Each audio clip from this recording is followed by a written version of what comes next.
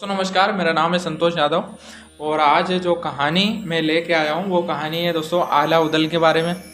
आप सभी लोगों को पता है कि पूरे उत्तर भारत के अंदर और बुंदेलखंड के अंदर बल्कि हमारे पूरे भारतवर्ष और हमारे भारतवर्ष के इतिहास में आला उदल को एक विशेष स्थान मिला हुआ है, क्योंकि वीर पराक्रमी योद्धा हैं।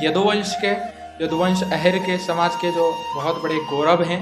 हम सभी लोगों के लिए यदुवंश के जितने भी मेरे भाई हैं सभी लोग बहुत अच्छे से जानते हैं कि हमारे कितने बड़े योद्धा थे, वीर पराक्रमी थे। उनके इतिहास के बारे में बहुत सारी बातें हैं। एक लाइन है जो हमेशा बोली जाती है आला उदल के बारे में, और हर उत्तर प्रदेश के भारत के हर नागरिक के लिए गौरव की बात है और बहुत ज़्यादा उनको सम्मान देते हैं। आज भी वहाँ पर उनके नाम के लोकगीत गाए जाते हैं और उनके नाम से एक बहुत ही प्रसिद्ध पंक्ति है जो हमेशा गाई जाती है दोस्तों, वो है बड़े लड़ैया मोहबा वाले जिनकी मार सही ना जाए, एक को मारे दुई मर जावे, तीसरा खौफ से ही मर जाए। ये पंक्ति बहुत ज़्यादा प्रसिद्ध है और जब भी ये पंक्ति जहाँ भी बोली जाती है हर व्यक्ति समझ जाता है कि बात हो रही है आला उदल की। दोस्तों आला और उदल माँ शारदा के परम भक्त थे और माँ शारदा का जो मंदिर था मध्य प्रदेश के जिला सतना में जो मैयर माता का मंदिर है, हाँ दोस्तों वही माँ शारदा का मंदिर है और उन्हीं के अनन्य भक्त थे। और आज भी दोस्तों बोला जाता है कि आज भी जो है आला वहाँ पर फूल चढ़ाने जाते हैं और पूरे उत्तर भारत के अंदर आज भी लोगों को ये भरोसा है, ये विश्वास है, ये उनका विश्वास है कि आज भी आला अमर है और आज भी माँ शारदा के मंदिर में जो है फूल चढ़ाने ले जाते हैं। तो दोस्तों चलिए आगे वीडियो में बहुत सारी बातें जानेंगे। बहुत सारी चीज़ें हैं उनके जीवन से, सारी बातें वीडियो में कवर नहीं कर सकते, लेकिन कुछ बातें हैं जो मैं ज़रूर आप लोगों को बताऊंगा। आपको यदि आला उदल के बारे में जानकारी है तो बिल्कुल आप कमेंट बॉक्स में ज़रूर आप बताइएगा, है ना, कि आप क्या जानते हैं और आपको क्या क्या जानकारियां हैं। और जितनी ज़्यादा जानकारियां वीडियो और कमेंट बॉक्स में हम साझा करेंगे तो बहुत सारे लोगों तक ये जानकारी जो है पहुँचने वाली है और मैं आप सारे लोगों के कमेंट पढ़ूँगा और उसको लाइक भी करने वाला हूँ। तो दोस्तों आला का जन्म कब हुआ था? 25 मई 1140 को, माफ़ी चाहूँगा, 1140 को उनका जन्म हुआ था, यानी कल था। यानी वीडियो कल आना था लेकिन वीडियो हम आज डाल रहे हैं किसी कारणवश। तो 25 मई 1140 को उनका जन्म हुआ था और जन्म हुआ था कहाँ दोस्तों? उत्तर भारत के महोबा के बिड़लापुर गांव में जो है उनका वहाँ पर जन्म हुआ था। और उनके जन्म के बारे में एक बात कही जाती है दोस्तों, उनके जन्म के बारे में एक बात कही जाती है कि जब जन्म उनका हुआ है ना सारी चीज़, तो जो जब जन्म हुआ आला का धरती धसी 2.5 हाथ, मतलब जब आला का जन्म हुआ था तो धरती जो थी वो 2.5 हाथ जो है नीचे धस गई थी। कितने महान थे हम जो है इस बात से अंदाज़ा लगा सकते हैं। ये तमाम बातें आपको आला खंड में बहुत बढ़िया तरीके से मिल जाएगी दोस्तों, तो आप समझ सकते हैं। चलिए थोड़ा सा और आगे बढ़ते हैं और बात करते हैं कि जो आला का जन्म हुआ था दोस्तों नैनोगढ़ के राजा, नैनोगढ़ के जो नेपाली राजा थे उनकी जो पुत्री थी उनसे उनका जन्म हुआ था। अब थोड़ा सा और आगे चर्चा करेंगे उनके बारे में। ये तो हमने उनके विवाह के बारे में बात कर ली कि जो सुनवा नाम की जो पुत्री थी उनके नैनोगढ़ के राजा, नेपाली राजा की, उससे उनकी शादी हुई थी। पंडित परमानंद जी बताते हैं कि अगर उत्तर भारत के अंदर रामचरितमानस के बाद सबसे ज़्यादा कोई लोकप्रिय कोई ग्रंथ है तो वो दोस्तों वो है आला खंड। वहाँ के लोग रामचरितमानस के बाद सबसे ज़्यादा इसको मानते हैं। वहाँ के लोगों के लिए, उत्तर भारत के लोगों के लिए ये एक धर्म ग्रंथ के समान है।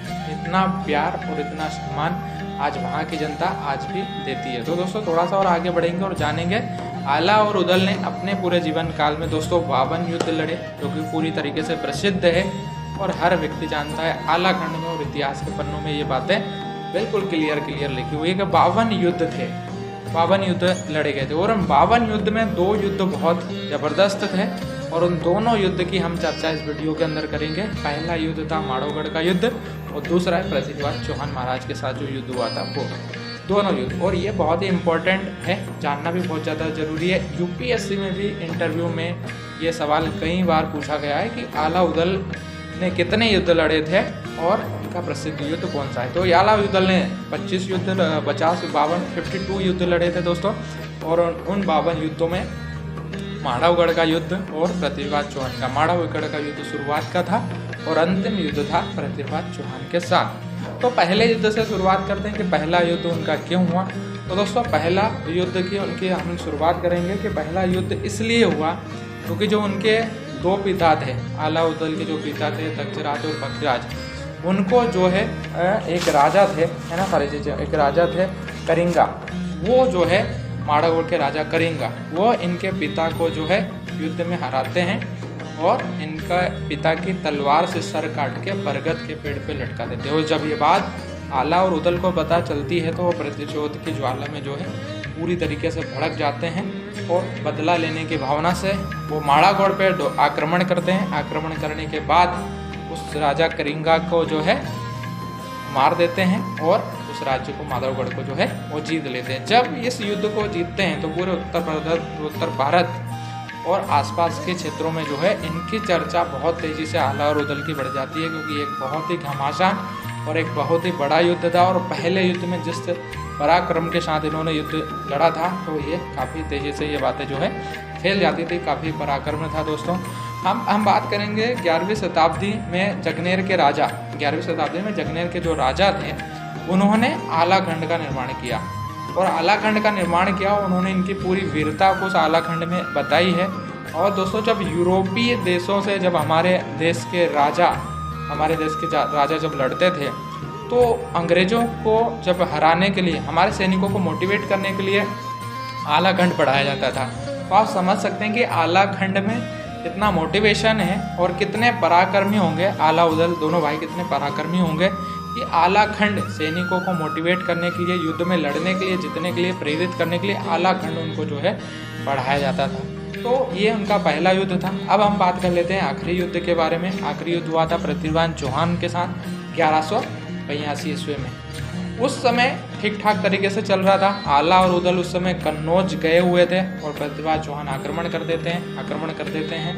तो महुआ के राजा से वो डिमांड करते हैं, 5 चीज़ों की डिमांड करते हैं, जिसमें एक नौलक्खा हार उस समय काफ़ी प्रसिद्ध हुआ करता था, नौलक्खा हार के बारे में उसकी डिमांड करते हैं कि हमें वो चाहिए। तो जो है महाराजा 8 दिन का समय मांगते हैं और पृथ्वीराज चौहान उनको 8 दिन का समय दे देते हैं, या तो आप हार मान लीजिए, हमें ये चीज़ें देख लीजिए, ये युद्ध के लिए तैयार हो जाइए।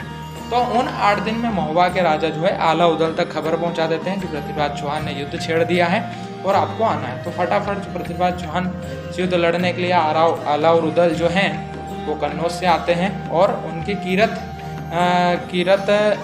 जो था तट ना, वहाँ पर जो है इनका कीरत सागर तट पर जो घमासान युद्ध होता है और इतना ज़बरदस्त युद्ध होता है दोस्तों के इतिहास के पन्नों में बहुत ही बड़े लेवल पे इस युद्ध को पृथ्वीराज चौहान और आला उदल के युद्ध को लिखा गया है। इस युद्ध में अपने पूरे पराक्रम के साथ जो है वहाँ पर पृथ्वीराज चौहान को आला और उदल इस युद्ध में हरा देते हैं। लेकिन दुर्भाग्यवश उस समय उदल इस युद्ध में मारे जाते हैं। महाराज के पुत्र ब्रह्मदत्त भी इस युद्ध में मारे जाते हैं।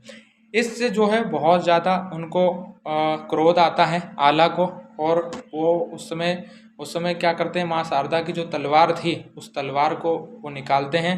तलवार निकालने के बाद जिस तरीके से वो युद्ध में भिड़ते हैं तो दोस्तों बताया जाता है कि वो एक पहर में आधे से ज़्यादा जो है सैनिकों को, वहाँ पर पृथ्वीराज चौहान के सैनिकों को मार चुके थे।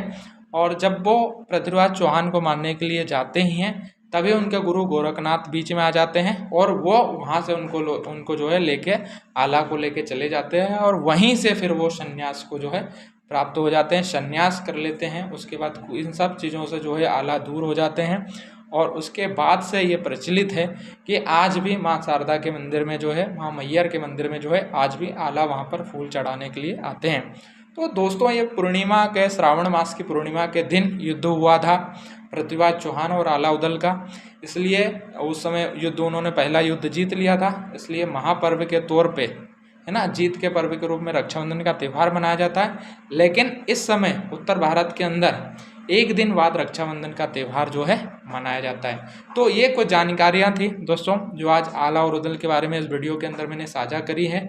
आप भी यदि बहुत सारी चीज़ें यदि आला उदल के बारे में जानते हैं तो आप कमेंट बॉक्स में आप ज़रूर बताइए कि आपको वीडियो कैसा लगा है, उनकी जानकारी भी साझा करिए। वीडियो अच्छा लगा तो लाइक कर दीजिए, इस वीडियो को ज़्यादा से ज़्यादा लोगों तक ज़रूर शेयर करिए ताकि उन लोगों को भी इसके बारे में जानकारियाँ मिले।